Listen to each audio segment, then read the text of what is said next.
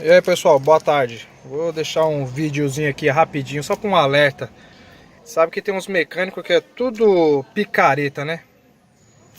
Eu tava com um carro batendo na suspensão, levei em mecânico, o mecânico falou que caixa de direção, não sei o que. Meu, não é caixa de direção nada. Tomar cuidado com essa pecinha aqui, ó. Terminal da barra de direção. Então, essa pecinha que tava batendo. Você pegava a rua de paralelepípedo, ficava um barulho danado no carro. Acabei de trocar essa peça. Pronto, resolveu o meu problema. E esses mecânicos querendo arrancar dinheiro da gente, falando que é caixa de direção.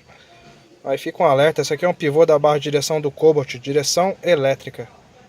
Fica uma dica aí, se tiver com o carro batendo, dá uma olhada nesses pivôs aqui que